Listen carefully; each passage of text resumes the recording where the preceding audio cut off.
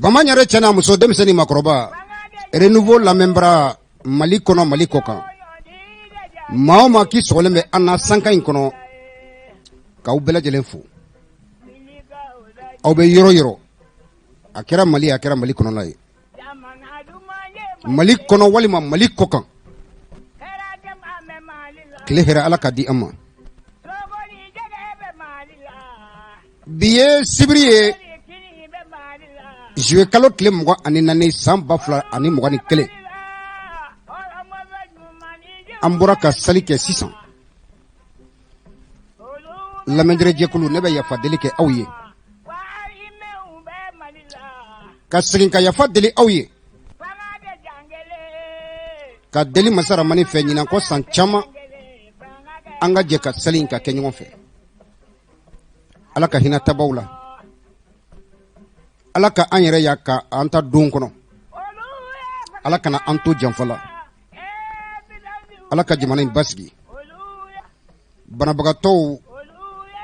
ala ka bɛɛ lajɛlen ka bana ban pewu denbaya dayirimɛ ala ka nɔgɔya an bɛɛ lajɛlen ala ka an sutura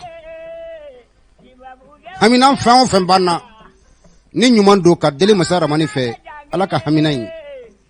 ala ka bɛɛ latigɛ ka bato kɛlenw ka deli alaw tala fɛ a ka batow minɛ ka aw fo ka aw waleman dɔn ka segin ka hakɛto ɲini ka ɲini aw fɛ aw minnu b'aw ka wagatiw suganti k'aw ka arajow ta walima ka telefoniw dayɛlɛ ka an lamɛn walima ka tele dayɛlɛ walima ka don an ka page Facebook kɔnɔ an ka jɛmukan ninnu bɛ sɔrɔ yɔrɔ yɔrɔ la k'aw bɛ a lamɛn ka sababu kɛ fasoko ye ka sababu kɛ kanu ye groupe renouveau ɲɛmaw ka aw fo aw ka cɛsiri la hali bi ala ka aw mɛn an kɔrɔ ka kɛ baara in a ta fanga ka deli masa Ramani fɛ hali bi ala ka di aw ma ni ko groupe renouveau a ka ca dɛ pressing bala imprimerie bala journal bala radio bala télévision bala ka daminɛ ɲɛma ma fo maa laban ka aw bɛɛ lajɛlen fo n barakɛ ɲɔgɔnw ka yafa deli kɛ aw fɛ kitakaw k'aw fo aw bɛ yɔrɔ yɔrɔ sanga in kɔnɔ biriko kita komini 33 birikokaw ni sɔgɔma karitakaw ka aw fo filadugukaw ka aw fo ka taa se i ka faamuya bala Bamakɔ yan maliyɛn bɛ yɔrɔ yɔrɔ k'i bɛ k'a lamɛn Faransi maa sɔgɔlen b'an na ka taa se Espagne ma Italie Philadelphie ka taa se i ka faamuya bala farafinna yɔrɔ yɔrɔ ko aw bɛ ka an sɔrɔ ka an lamɛn subahana mansiw sanfɛ k'aw bɛɛ lajɛlen fo ka waleman dɔn ka hakɛto ɲini ka kɛ aw bɛɛ lajɛlen tile hɛrɛ ala ka di an ma katikaw ni sɔgɔma commandant Fodek bɛ dɔɔnin na an b'a fo brigade commerciale la Amen Domo bɛ ka se Kati kan Sunjata Keyita da la katikaw ka segin ka aw fo an ka golo masiri tabaw an b'u fo kɛnɛ kɔnɔ k'u waleman dɔn Mali kɔnɔ maa o maa bɛ yen sanka in kɔnɔ k'a fɔ k'i kɛlɛ faso ye ka faso lakana in e jɛnna k'a kɛ su fara tile kan k'i ni di faso in ma lakana tigilamɔgɔ k'aw fo Mayan Samakɛ a bɛ Kati a n'a ka denbaya kurukara u bɛ k'an lamɛn ko ala ka kanu to hali bi an ka musokɔrɔba bɛ yen Kati a bɛ lamɛnni na Madame Doumbia Umu Doumbia an b'a fo kɛnɛ in kɔnɔ capitaine Adraman So bɛ lamɛnni na lieutenant Seba Jara bɛ ka lamɛnni kɛ lieutenant Sekna Sibi bɛ lamɛnni na commandant Christophe Dambele bɛ yen belebele in bɛ yen a fana bɛ lamɛnni na ne balakaw bɛ yen fɛn min ye Madame Dambele Fatumata Daw épouse du commandant Christophe Dambele ne ba ni sɔgɔma Kati ko ala ka laɲiniw sabati Kantro la a bɛ ka lamɛnni kɛ sanga in kɔnɔ commandant Isa Tangara n balimamuso fana bɛ lamɛnni na fɛn min bɛ yen o ye Madame Tangara Awa Kamara épouse du commandant Isa Tangara aw ni sɔgɔma présidentielle, la commandant Baba Sissé, conseiller spécial du président de la transition, colonel Assimi Goïta, mon commandant Enisoma, ko alaka kanunto. Bara minni abe awbolo, dana min dalembe ika, commandant Albi alaka dayanai alaka minanfa. Kaubela jelenfo, état-major la blebele dalembe, général de division Ibrahima Dairou Damile, Ntokomando, madame la ministre des Transports, des Équipements et Infrastructures, madame Damile Madina Sissoko, ka Aubela jelenfo ka walemando. Alibi, bara minna dire auma, jimana marabagaw ni jimana kono dunfe, bara inta fanka alaka di auma, ayaw chesiri. Ayaw chesiri aube faso ka bara dila. Salifou Traoré, ministre Korodon, lakana bundakun ka chebay aya jenero fin. Attaché Mamadou Doumbouya, obe lameni na kufo. Capitaine Adama Keita, aide de camp du ministre de la Défense, avec la lameni ke garde nationale là. Kabela jelen fo ka wolimando. Alaka kanuntu. Ko donte wolo dona. Cheba munu ko folen fle u ya ke foso yin lakana bi se ka sabati chomina chewdem bi se kala ko chomina jamana in ka bobolola ambe awfo abe yororo sanga in kono sente la bleble ube honorable Aliou Badara Nana Kassé aya jenero fi kiri bunda kun kono Mali kono atara ka togonyumanto ako miseliado Cheba munu temena anga kribu na kunka ladriya kono ni cheba nunu fo Aliou Badara Nana Kassé atogo bala aya ka horoya aka dambetigiya aya bla fembenye ka fo faso don dara ka dana mi da oluka nu ye faso o golmasiri o faso finin don ukana ni ka fo ko serian ka tege tian kono ani ladriya kono minan dama denge chemin bulu kiri bunakun kan ni chekoroba indu Aliou Badara Nana Kassé ni sokoma abeta domi la fian bola kumbe cour suprême na aya ke kanya nawya ke kanya abe fo bamanan kote nimi kera o de fo ko ide ni mena miriji blebele la maître Malik Koulibaly sanka ani wakati belajele ni sigira ni yan dado kiri bunakuna mtuko be se akle be jigi mamina o ye maître Malik Koulibaly don temena aka kuna wakati mina don temena min tise ka ke kiri bunakunka ma hakli re tise ka so mima chebay ay jonaye billahi ayira Ibrahim Boubacar Keita la nienki ka ministre de la justice Serian ko nga barake chomina ni ela chimanche lamba keti nklempe de betan danka burukono mbey ni domi nebe nga solaba ne kono ite mbey ni domi ala fe nga ketawla memmin ke kanyambeta ni kawdela donc me barake Serian kono maître Malik Koulibaly ama situi ama nata posu nofe ama nata joro nofe ako ko faso dewe mifo kiri bunakunka ko ka Serian treni o bengawe imanake maomai ikasru Ibrahim Boubacar Keita la o takasrai ibaka parti la o takasrai inabe jekulu klena o takasrai ama masitoy mama be ka foko ita sera faso na fuluma mama be ko suminkera ema ikeleme ka faso na fulo ka ta walima ka fo ko vérificateur général ka rapport bi tola malgi ya papier bela jelen da yele kelen amato ataladi aya jo ajorola chebo be Mali kono alaka aumen ka ke aya kripu na kuta ka yugugu kaladru boku sonti kripu na kunka Mali kiri kungan ko kuma tse ka foiro munuko juge keme saba ani bi woroni duru aya ta ka blani belajele na sabla abuka kewole udon Maître Malik Koulibaly. Billahi na te nyogondo. Na masigi ka kuma. Siakele. O kera romi na okuma ka kalande. Chebe kunde maligi ye awagati la ka kuma fe. Men na sigira ka kuma. Mi men fe nya fay.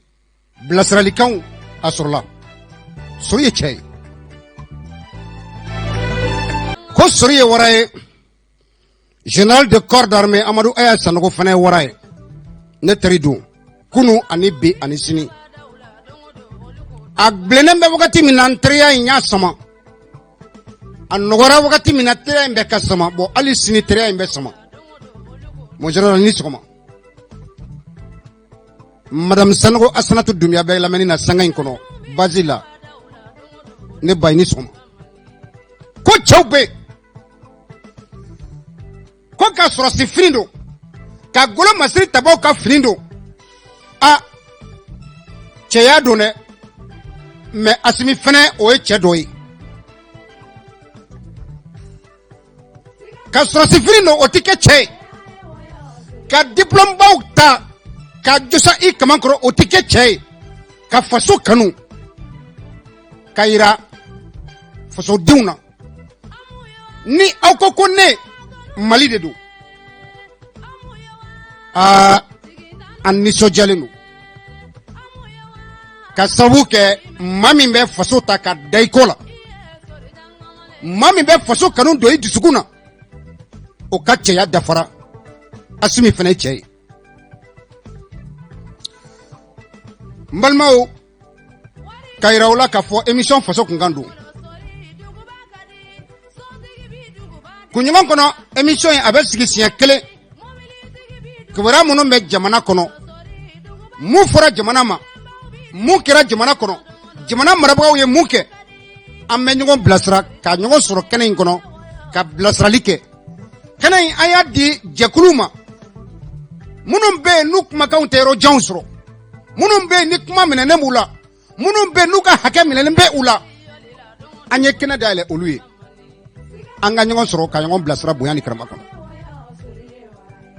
La liberté d'expression fait partie des principes de la démocratie. Otese kawuli kabuyi. Jema fanga de bo ambokono. Nyima koro digotigi Ablaye Traoré ni sokoma. Ale fene chedoyi. Amba fokane kono. Faso kunka ka pma di faso deuma. Sanga inkono Madame Koulibaly Bintou Napo ale tege benegela ne toko Sori Brahma Diallo. Kunyogo inkono mi an debalia banama an dadola. Bintu ibe Alpha Blondy la be sabla mena se alema sanga inkono. Oye anga président de la transition. No e colonel Assimi Goïta. Salido soma madobe aka fere bela jelen kun tegelembe afe. Akalikandu labem bela jelen kera afe. Ka fofo aka Assimi Goïta. No e Mali président de la transition aka ni bronto adon o kuya kala ini mi ma deli ka ke Mali kono mi e bela jelen debalia ban mi anta se ka bla an kungolo la ka bi se ka ke o de pmena ke adon mais nyo de fo ka sorosi finido o tike chey Assimi ye chey gundo soni kono Assimi ye chey angan joka se flu ne bulu flu ke Assimi ye chey mais Bintu ming ma fe ka dangarike anina anyina nako Assimi ye komanodi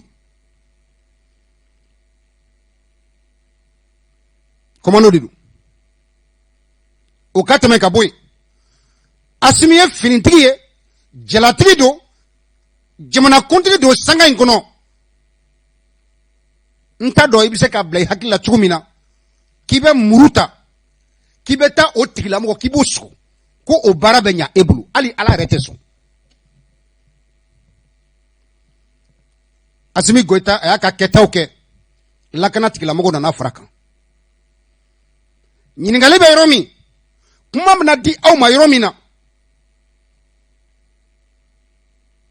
antana blam maunye mamunu sanga inkono nubu ka barala kunnafoni caman bɛ an bɛ se ka ɲɛfɔli kɛ min kan mais an bɛ minnu bɛ k'a fɔ k'u bɛ sɛgɛsɛgɛliw la an bɛ kuma to olu bolo olu mana an wele don min na ni farankanni bɛ kɛ o kɛnɛ kan u ka kumalaseli kɔfɛ ni Ala sɔnna an bɛ ye o kɛnɛ kɔnɔ mun ye an se nin yɔrɔ la bi Asimi a ka kan ka mun de kɛ nin bɛ mun yira Asimi fana la i tɛ se ka fanga minɛ maaw la mugu ni kisɛ kan ka tila k'a fɔ k'i bɛ tulonkɛ o fanga la fanga tɛ tulonkɛ fɛn ye n'i ye fanga sɔrɔ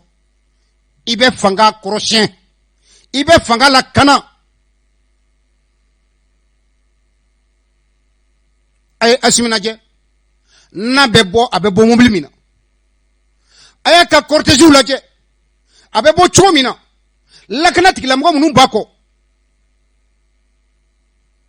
kalama fili e ye k'i sigi i ye fanga ta mugu ani kisɛ fanga tarakira mɔgɔ minnu na olu bɛ e senkɔrɔ maaw bɛ olu président Ibrahim Boubacar Keita u ye baara kɛ maaw bɛ mɔgɔ wɛrɛ bɛ olu senkɔrɔ olu ka laɲini ye ka fanga ɲini a sɔrɔla cogo o cogo la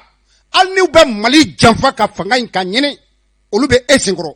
e dalen b'a la k'olu bi to yen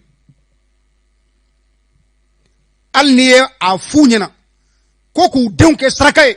o maaw bɛ Mali la politiki mɔgɔw bondakun kan bi u pɛrɛnlen don k'u denw ni musow k'olu janfa k'u kɛ sarakati ye u ka se ka fanga sɔrɔ Asimi olu bɛ e senkɔrɔ e ye fɛn fɔ Faransi président ye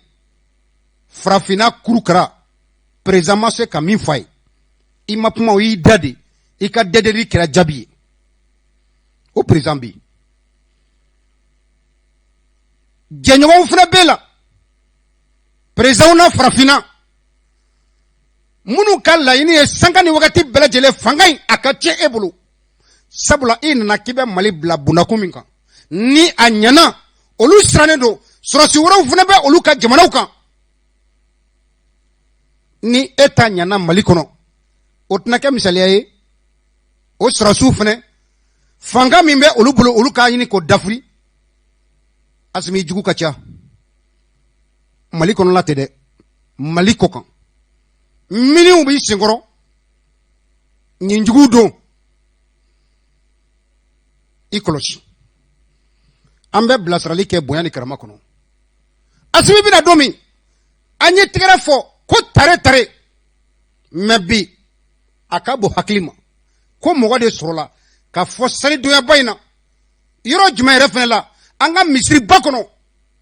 k'i bɛ taa président ni bɔ silamɛw ɲɛna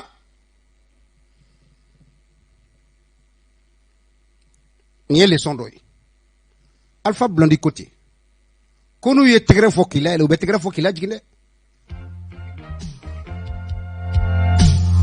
Politici colombare Wanye farati Madame Kulubali Bintu Napo nɛgɛ kaɲa 8 sanga 27 o bɛ Patrice El Hadj Patrice Seydou Dambélé El Hadj Patrice Seydou Dambélé ninnu ye misaliyaw ye an ka mara bundakun ka jamana in kɔnɔ Amical Cabral wagati min na jamana ni u y'a ɲini k'a fɔ ko o n'a ta o ta an ka hakili to a la dɛ jamana ka kelenya jamana ka ɲɛta jamana ka basigi ko a bɛ kalan bolo cɛ ba in hali sini a kaburu madala n'a somɔgɔw b'a yɔrɔ dɔn El Hadji Seydou Patrice Dambélé secrétaire général de l'ANSUNEM u ka wulikajɔw u ye fɛɛrɛ caman sigi sen kan ko kɛlɛ in ka dabilatɔ tɛ fo kaburu in ka yɛrɛ u la don min ala ka kanu to lieutenant colonel Da Jara bɛ lamɛnni na n bɛna kuma di aw ma n balimaw an ka bilasirali kɛ Ambe ministre hakila jigin ministre Mamadou Kassoge ikumbe pôle économique la wakati mina jamana dossier chaman kumbe wakati utemena iwilila ki joni chamaye me an jigi ma fa kayira an fantawna mauna na kiri bonakon ka munu mena fantaw nyajichi ikumbe pôle économique la wakati mina ayira la fantawna malikono ko jigi yoro sorola awna sabla munu keleme ka faso na fulo chien ni papier tradi awma ikra ma jigi may adon mais bi ansrana de bi anjorola bi amanyara nyininga dana ya meni faso dew ya ta ka daika ina le clé ministre soina an kuma bla an hakilla ko bibese ka fo kiri bunakun ka masorola mami na bara do damene don temenawna dossier munun be ko dossier kakala ko chaba nyu wule kana ni kiri re département nana ta ka do itige kono ambe kalo flala bide na bora kati merni a jenyogona. Monsieur le ministre de la Justice des droits de l'homme garde des Sceaux fantan koko ka fina matoroleu olu koko ka fina ko anga keme fla impôt munu fralen be nyoko kan ko ma okeleme ka ushwen milliard chama alibi o dossier obi boloka makamende kina le clé kana blabila amaye journal la télé fra radio kan ka foko mabe vérificateur général ka rapport banola. Monsieur le ministre Kassoge qui a wole ko ka nyininka. Monsieur le ministre Kassoge ko biski taleme ka nyasi ama ko atigla mo ko awulela ko akanya folike ambe kalo fla kono bi ko ambe ka joro ka fo mali tab na tonima kala flu transition to kala wolom lade amana do kala flu kono kala flu irab na se ka kewa ni esogol la même madala ni kala film na se ka ke ko ma fonga ko ngati se ka kede sukel kalembe ka disida bara belebele mina kala wolom la kono amani re ni ka bise ka kewa. Monsieur le ministre de la Justice garde des Sceaux fantan ko ku jigi bika mais qui na le kana blabila ko amma femme amma kewale ye fulon kewale mi ni abe an jigi ma fana ban jigi ski jigi min taleme kadda ika Zimbabwe munu ye faso janfa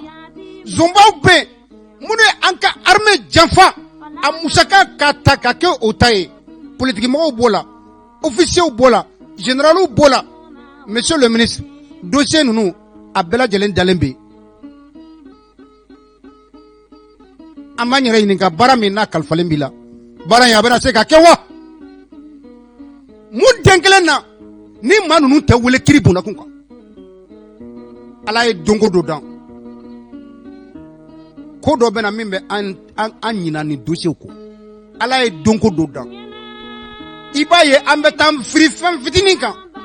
munon kelembe ka jamana buja ka jamana jafa ka jamana flenkolo ti ka diga kolonti ka faso na fulo bele jelen ka ta ka ko tay nunu jombo be anchema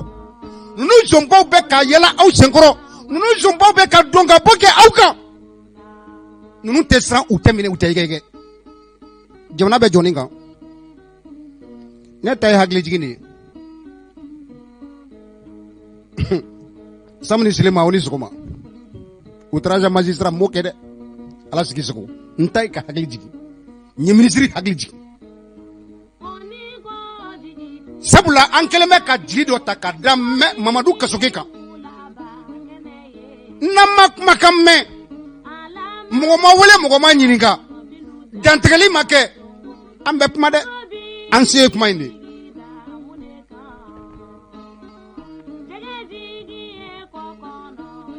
ni transition bana tanto vérificateur général ka rapport B transition ka kuncɛ office central de lutte contre l'enrichissement illicite olu ye déclaration minnu kɛ ka gafe minnu di aw ma aw minnu bɛ k'a fɔ ko aw de bɛ se ka ko kɛ ka fantani ka hakɛ ɲini k'a di a ma ni aw m'aw jɔ aw jɔyɔrɔ la jigi bɛna sɔmɛ jɔ la. Monsieur le Premier ministre Sokɛli Kokala Mayiga kuma caman fɔra don tɛmɛnenw na bi i bɛ ɲɛmaya la a ye kuma aw ka maliyɛnw bɔ kun fana min bɛ a y'a ɲɛfɔ min dogonen bɛ an b'a fɛ ka dɔn minnu y'an ka nafolow suɲɛ ka miliyari bayirikaw ta ka da jufa la ka t'u da u ka so miliyari b'u kun faso nafolo suɲɛlen b'u kun u bɛ ka avion ta pankajigin ka bɛɛ k'a kɛ ka yɛlɛn olu fasodenw bɛ an cɛ ma olu bɛ ka don ka bɔ kɛ aw kan u tɛ siran u tɛ yɔgɔyɔgɔ u tɛ minɛ u tɛ datugu min fana suɲɛlen o tɛ di u bɛ tila ka fanga in yɛrɛ fana ɲini ni o an ka wari suɲɛlen o tuma an fantanw an bɛ taa min an ye seli kɛ cogo min an bɛ Ala barikada an n'a ɲɔgɔnna caman a sababu tɛ dɔn wɛrɛ ye dɛ faso zɔnw olu ka dunko juguya maa kelen ne maa kɛmɛ ni yɔrɔ ta k'i da n'o ye fasoden tɔw b'a kɛ cogo di ne ka cɛkɔrɔba bɛ lamɛnni na sanga in kɔnɔ kabala Yaya Dunbiya an b'a fo Cɛlɛ Amadu Tunkara bɛ yen a bɛ ka lamɛnni kɛ ka fo kɛnɛ in kɔnɔ Cɛlɛkaw aw ni sɔgɔma Bintu Amine ka kuma kuncɛ an ka jɔrɔ in an ka di Ala ma ka kuma in kuncɛ o ye min ye n bɛna kuma di fasodenw ma samiya ni a sera a bɛ san caman bɔ ni sa ye surunu daminɛ quartier damadɔw bɛ yen an bɛ jɔrɔ o quartierw la hali na an tɛ a sigibagaw ye ni san nana ni sira ma di san ma sanji a b'a ka sira bɔ nin bɛ ne miiri jigin funakɛni dɔ la Jarakɛ san tɛmɛnenw na a kelen ji donna du kɔnɔ ka taa maaw sɔrɔ sinɔgɔ la ka don fo so kɔnɔ a yɛlɛnna tɔliso sanfɛ ka tɔliso diyagoya ka wo bɔ a la ka yɛlɛ sanfɛ maa 9 a kelen a y'o de sauver ka bɔ jiwoyo bolo Ɲamakɔrɔ a wagati la Ibrahim Boubacar Keïta président kun don ni ne ma fili ni ne ma ɲina Jarakɛ in a bɛ protection civile la bi officier don ni samiya sera ji woyo sira ninnu bɛ Bamakɔ yan i b'a ye k'a fɔ kɔlɔlɔ caman bɛ sɔrɔ maaw fɛ maa minnu talen bɛ ka taa so ka jɔ ji tɛmɛsira la an donna samiya kɔnɔ ne ta ye hakili jigin ye quartier minnu bɛ n'an bɛ jɔrɔ ni an ɲinɛ ka go a quartierw kɔ commune 6 kɛrɛnkɛrɛnya la ani commune 1 Bangɔni b'o la an ka taa commune 6 la Ɲamakɔrɔ b'o la Dawudabugu b'o la Sogoninko b'o la Misabugu b'o la Mayanbugu b'o la Yirimajɔ b'o la nin quartier ninnu bɛ Babolo kɛrɛfɛlaw la nin quartier ninnu bɛ Kɔbolo kɛrɛfɛ san o san ni samiya sera i b'a ye ji bɛ tiɲɛni kɛ ka se degré ma mɔgɔw dalen u ka so kɔnɔ so de bɛ firi bunadamadenw kan nin bɛɛ lajɛlen bɛ kɛ an ka maires ɲɛna nin bɛɛ lajɛlen bɛ kɛ an ka gouverneurs sigilen ɲɛna nin bɛɛ lajɛlen bɛ kɛ an ka ministres ɲɛna nin bɛɛ lajɛlen bɛ kɛ an ka présidents ɲɛna maa si tɛ jɔ i jɔyɔrɔ la k'a fɔ ko ne nana ne ka baara ka fasodenw ni lakana ka fasodenw bolofɛn lakana o baara in o bɛ kɛ cogo o cogo la o bɛ kɛ sariya o sariya kɔnɔ ne bɛ a sariya tigɛ n b'a baara in kɛ ten ɲinan ta daminɛna an b'an sigi ni ji ye tiɲɛni kɛ don min an bɛ wuli an bɛ taa kuranɛ kalan na an bɛ wuli an bɛ taa bibulu kalan na faamaw bɛ wele maires bɛ wele kasiw bɛ kɛ kunnafonidilaw bɛ ɲɔgɔn sɔrɔ kɛnɛ kɔnɔ mais yanni bi ka se an ye mun kɛ yanni bi ka se marabagaw ye mun kɛ minnu fana bɛ yen n'u taara so jɔ ji tɛmɛsira la u b'a dɔn ka fɔ il y a un ji tɛmɛsira ye o n'a taw ta n bɛ so san dɔ bolo o b'a dɔn ji tɛmɛsira don ne min b'a san ne fana b'a dɔn ji tɛmɛsira don n bɛna n ka denbaya cogo o so kɔnɔ. Le Mali, on est dans quel pays? A bɛ tan de ala k'an kisi i yɛrɛ k'i lakana. nɛgɛ kaɲa 8 sanga 39 an y'o sɔrɔ fasodenw bɛ kuma di aw ma miniti 21 kɔnɔ an ka bilasirali kɛ bonya ani karama kɔnɔ ne ta tɛ mɔgɔ ko ye dɛ fasoko don aw bɛɛ lajɛlen aw ko faamuya n'o faamuyana wagati min na an bɛ baro kɛ nɛgɛjuru sira an b'o di aw ma 20 80 08 08 minnu bɛ nɛgɛjuru sira nɔfɛ aw bɛ se ka weleli kɛ sanga in kɔnɔ ɔ ne yɛrɛ ta a y'aw jija aw ka o makɔnɔ ni émission banna min bɛ aw fɛ fɛn bɛɛ ka appel ta dɔ bɛ da la dayɛlɛ a ka don aw ni sɔgɔma. Awa i Jalo. Denbaya bɛ di. Somɔgɔw bɛ. Hakɛ to i tɔgɔ ni jumɛn ka weleli kɛ ka bɔ min. Samba Sila dɔ ka bɔ Senu. Samba i Sila Senukaw dun. Tɔrɔso la. Bisimila kuma b'i bolo Musa Yara bɛ yen Yara service la an b'a fɔ Musa Mariko. Bisimila kuma b'i bolo. Sori. Ne. I ye kɔrɔfɔ in bɛɛ lajɛlen fo k'a ban. N bɛ min fɔ sariya minisiri n'o ye Kasongo ye. A k'a dɔn k'a fɔ k'a ma kɛ minisiri gansan. Kosɛbɛ. A ye baara mun kɛ ka tɛmɛ. O de jigi dara ka ta ka sariya ko minisiriya ka o kalifa a la. Tiɲɛ.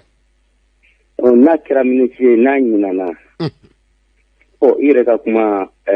jɔda min bɛ aw na o ye k'a fɔ n'an dabara ye de. A fɔda kɔni bɛ anw kɔ. Kosɛbɛ. Ne hakili la jamana in problème ye min ye. Jamana in ka se ka tile ka bila arayi ka sɔrɔ an kana ɲɔgɔn nɛgɛ kiri de don. Ni transition bɛ baara o baara kɛ u ka kiri lajɛ lakana tɛmɛnen kɔfɛ u kan k'o ɲɛsin fɛn filanan min ma o ye kiri ye. Ni kiri ma tile jamana in kɔnɔ sariya administration o fɛn ye an tɛ kisi a ma nkalon ma. A ka gɛlɛn. Parce que sariya ta kun ye yaasa ni maa min y'a sɔsɔ a ka boli i ka ye. Ni sariya kɛra tɔgɔ de ye a bɛɛ tɛ a tɛ boli masi kan. Walima ni a bɛ boli dɔ kan dɔ bɛ sariya sanfɛ. Sɔmɔri jamana masina ni y'o o ta ɲɛna an kana ɲɔgɔn mun sanada. Wala ne kɔni bɛ min fɔ dɔrɔn kuma surunyana. I filɛ ka nin duko min fɔ ka na du sa dara wolowula ani dɔbilo sɔrɔ la. Sariya bɛ jamana kɔnɔ ne kɔni bɛ se ka kɛ cogo di. Ni y'a cɛ ni ko la tora i la o yala filanan bɛ sɔrɔ a la wa. Mais jamana in fɛn bɛɛ de ni bamananw ka kuma n'i y'a ye dɔrɔn filanan yira fɔlɔ de jara. Kosɛbɛ. Asimi ta la n'i y'a dafara fila la alimami ta kɛra yan nɔ o bɛ ni ka jiri datugulen bɛ fili kaso la nin ko a si kaso. O de y'a to filanan bɔra a la. Ka taa fɔ ni ka jiri de ɲɛ jamana in ma kolokirima joli de tɔgɔ fɔ. Jamana min yatabara ta tɛmɛnen kɔfɛ k'a fɔ ko n'a kun tilala o la k'a kun bɛ fɛ u kelen bɛɛ ma. Ka juguma kɛra dɔw wɛrɛ ma se ka ko la ko k'u y'a datugu a siri kaso de la. Bon jamana in ni juge kɔni tiɲɛ yɛrɛ la n'u bɛ fɛ n'o fɛn de ka fara gouvernement kan u ka kiri u ka dɔ ba la n'u ma kiri dɔ ba la ala ka n'a kɛ janya bala o bala u mana to ka wuli Mali kɔnɔ yala k'a fɔ ko kiri tilemaliya bala o de wa bala wa a tɛna da so da la dɛ. Olu ko ko an kana an ka kiri tigɛ an yɛrɛ d'accord ko sariya bɛ nin ni sariya tigɛ a ka baara kɛ de. Merci beaucoup. Baara ala ka ɲɛ ka d'a ma. Amin rabi shalom. N'i ye an banda dɔ la ala ka da ɲɛ jamana a ka ca Mali den ni ma bila kelen sɔrɔ jamana wɛrɛ tɛ anw bolo ni Mali tɛ. Nka ni ɲɛmɔgɔw m'u kɔlɔsi sariya fanfɛla la jamana in a bɛ dafiri ala ka ɲɛ kisi. Amin rabi wa alaikum salam. Madame Kulibali Bintu Napo ni kun ye Samba Sila ye ale tun bɛ ka weleli kɛ ka bɔ Senu an bɛ Senu ka bɛɛ lajɛlen fo sanga in kɔnɔ. Musa Mariko Yara service la a bɛ ka lamɛnni kɛ an ka cɛkɔrɔba fana bɛ yen dɔ bɛ da la wa dayɛlɛ a ka don i ni sɔgɔma an bara Jalo hakɛ to tɔgɔ ni jamu ka weleli kɛ ka bɔ min Isa Kɔnɛ Sabalibugu Isa Kone sabali bukaw. Basi foto la so. A kɛra tile fila ye.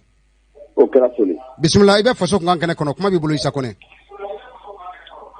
Sori min fo san ɲɔgɔn caman Ala k'o yira an na. Amina rabi inshallah. Sijan ni kɛnɛya ni labanko ɲuman bɛ Ala bolo Ala k'o di an bɛɛ ma. Amin amin amin. Min fo i ka faso jɔ la. A diyara n ye. N t'o la n bɛ Bugula fo ka Adel Samakɛ fo. Adel Samakɛ tulo b'i la Bugula tulo b'i la. Sori kuma jamu tɛ ne bolo bi. Bismillah.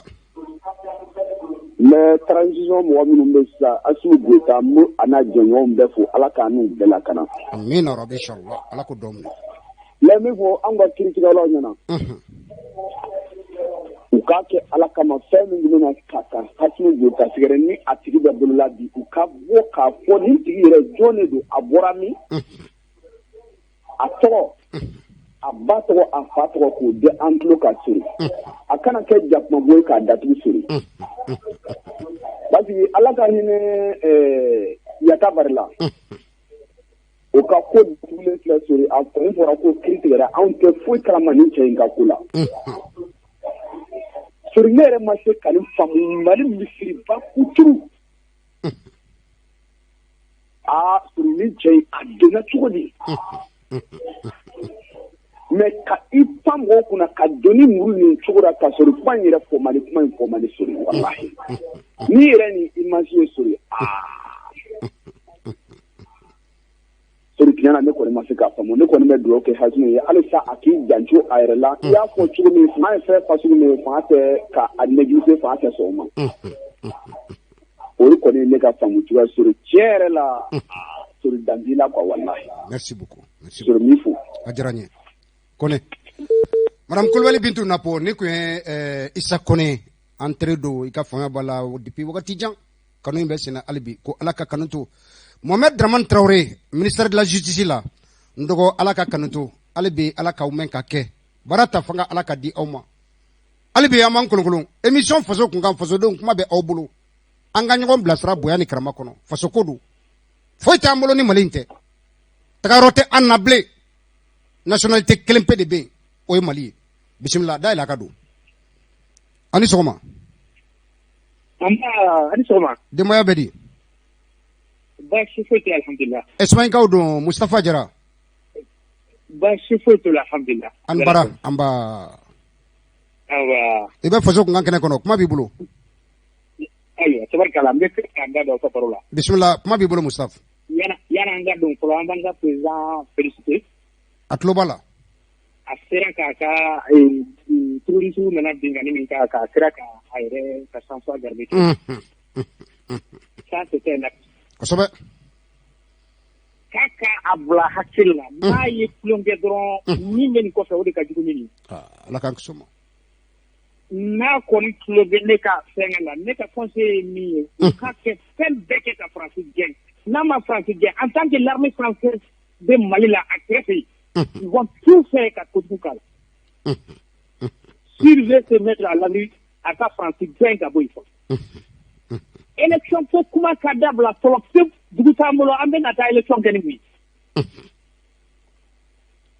ye jamana an ka l'intégrité territoriale ka ɲini ka d'an ma fɔlɔ kɛmɛ sara la 80 t'an bolo aw bɛ taa élection kɛ bi ni calculé u bɛ na préciser ka taa élection in na ka tila ka na an bɛna segin plus que ce qu'on a été parce que y'u ka hakilina ye mɔgɔ mun y'an ka wari suɲɛ wari in b'u bolo u bɛna mɔgɔw sa d'après général b'u bolo a ko y'o de fɔ ko sɛ da ka gɛlɛn ni maliyɛnw ye an ka wari suɲɛlen b'u bolo o tɛna taa an san n'o kelen ye tuguni ka n'u sigi kunna ka fɛn kɛ min ka jugu ni nin ye ninnu ye ne ka hakilina ye élection ko kuma ka bila fɔlɔ u ka zonba tun ye ninnu minɛ ceux qui sont dans l'attitude u k'u ɲini k'u minɛ k'u datugu k'u kiri ni wari ma sɔrɔ u bolo bien min b'u bolo ka bɛɛ saisi ka feere ka bila an ka wale kɔnɔ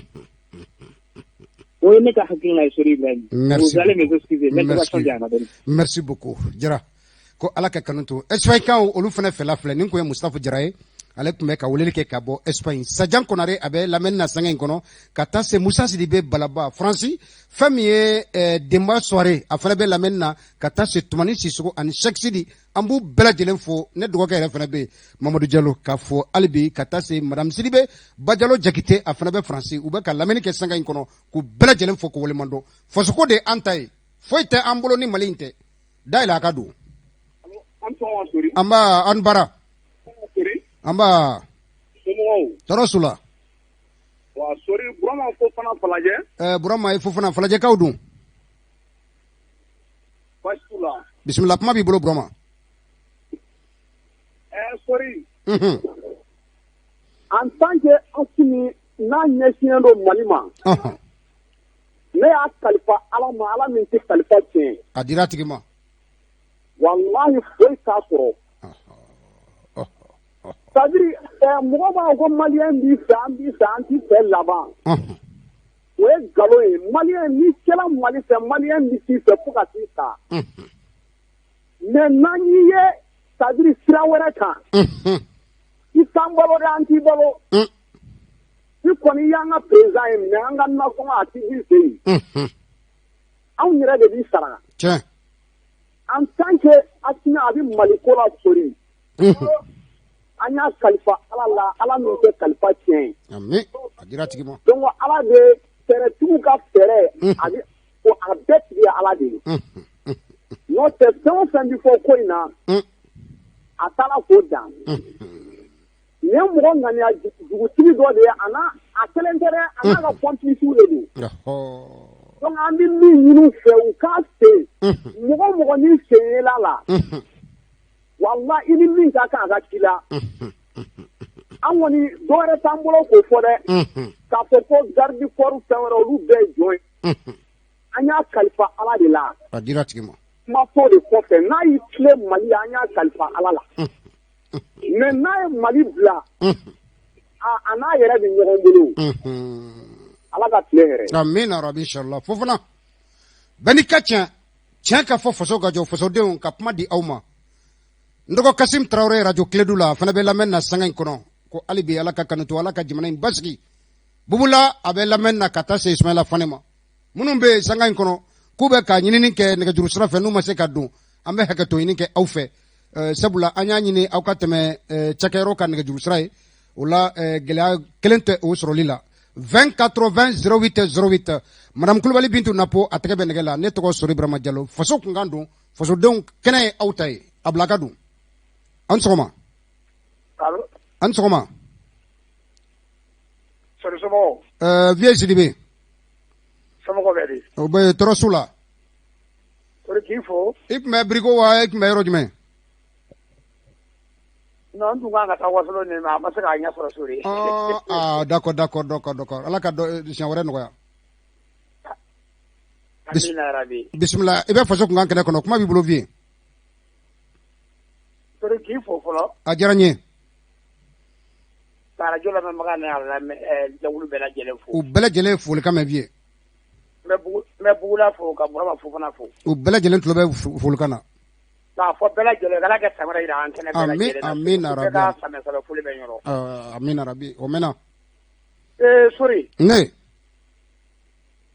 i da magala yɔrɔ min na sɔgɔmada la n'o kiri ko yɔrɔ nin ye sori sori ne t'a dɔn a bɛ se ka kɛ Mali kiri dɔ dilen don jɔn le da wa m'a dɔn fɔlɔ ni sori ɲininkali gɛlɛn sori ka jamana kɛ ko mɔgɔ i mana da mɔgɔ la ko n'u nana bila kiri la k'o tɛ se ka fɛn ta ka bɔ fɛn na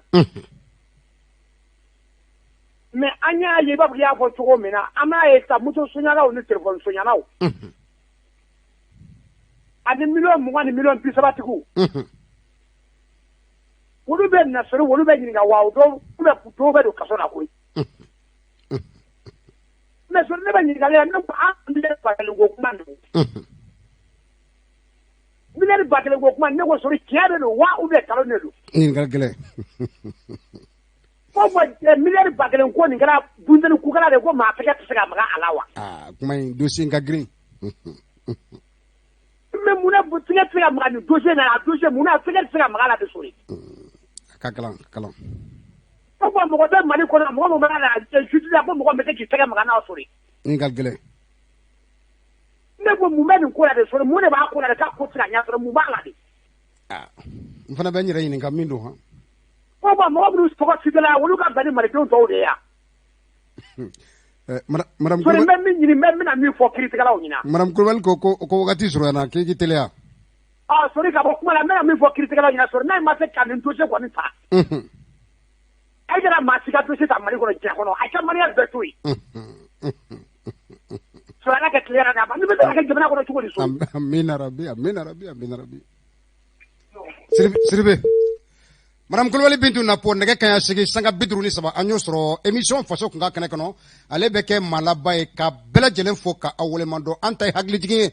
ministre Mamadou Kassoge ka hakilla jigi ka fo vérificateur général ka rapport munum be zon ba munum be nu kelembe ka fantaw ka nafuluta ka joso ukun kisigi nay nu be asimi senkoro nu be ka dinga yelenke u siranete u mawole u tanawole a anjorola de ansrana Kassoge ami hakilla jigi fasodo mako bala nanfula min ni a shelendo akala boyani election kaside ala sigi sego ka bela jelen fo ka wole mando wakati mi sugantira anfe kadi nyama fe kadi amma wakati nana chonko mayamgu ka ni sogoma laba jire ana kademba ya madame Diallo Fatmata Doumbia perdro école communautaire les perdro banangabugu kata se tanti basso directrice ku bela jelen fo ko wole mando kenen kono amban kolon ka se médecin colonel de la protection civile Famga Doumbia na kademba ya mayamgu anga musokoroba be lamenna madame Doumbia Assan Kulubale amba fene fo ka an kolongolo mayambu constitution rurale famille madame Maiga Awa Doumbia avec la lamenike Wassa Kulubali safurlay madame Kulubali Wassa Samake mayambu mairie la amba fo akachesir la katache monsieur le maire Bokar Keita ka fene fo kelen kono apidom na docteur Mamadou Diallo na ka chedon u bela jelembe ka lamenike ku fo ko wolemando ko alaka kanuto am bela jele Madu Kulubali mayambu wurada la e ka fo bala isa ne ka mobili pene alni mana soba Mamadou wele fien fe dro ka fomya bale ka pine kolla o delu be che imbulo pine kolla do amba fomya mgu wore dala ka bela jelen fo ka awole mando mama sogolem be anna ni amase ka foli ke sanga kono ambe hakato blebele nyini aw fe Musa Mariko yara service la sinu Mamadi Traoré sira ko mi tena directeur Mamadou Jara complexe scolaire Fantasuri Falaje Sokro ana a cheke on bela jele ka bela jelen fo ka awole mando ni ala sona ma Isa Kaba anaka ma welelew an fene fela mi Malik kuna foni kola kuna fondilaw fene ka yeta mi ala an bena nyango soro ka an fene fela ka don jamana jo benika place do ka o bela jelen fo ka wale madom manam Kulubali Bintu na po tege menegala ne to so Ibrahima Diallo kle hera ala ka di an kelgelma ala ka jamana ala ka basgi wassalam